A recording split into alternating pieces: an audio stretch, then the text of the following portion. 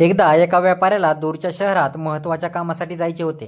तो श्री स्वामी समर्थांचा एक निष्ठावान भक्त होता. प्रवासात त्याला एका घनदाट जंगलातून जावे लागणार होते, जिथे चोरांचा आणि वन्य प्राण्यांचा धोका होता. त्याने मनातल्या मनात श्री स्वामी समर्थांचे स्मरण केले आणि प्रवासाला निघाला. जंगलात पोहोचल्यावर अचानक त्याला मार्ग चुकला आहे असे वाटू लागले. आजूबाजूला सर्वत्र झाडी होती आणि दिशा कशी ओळखावी हे त्याला कळेना. तो खूप घाबरला आणि त्याने डोळे मिटून स्वामी महाराजांचा धावा सुरू केला. स्वामी समर्थ, मी संकटात आहे, मला मार्ग दाखवा. जेव्हा त्याने डोळे उघडले तेव्हा त्याला त्याच्यासमोर एक तेजस्वी वृद्ध व्यक्ती उभी दिसली, जिने त्याला योग्य मार्ग नेले. ती व्यक्ती त्याच्यासोबत काही अंतर चालली आणि त्याला मुख्य रस्त्यावर आणून सोडले.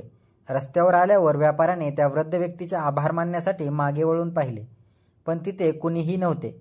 त्याला लगेच समजले की साक्षात श्री स्वामी समर्थच अदृश्य रूपात येऊन त्याला संकटातून वाचवून योग्य मार्ग दाखवला. या घटनेमुळे त्याची स्वामींवरील श्रद्धा अधिकच दृढ झाली.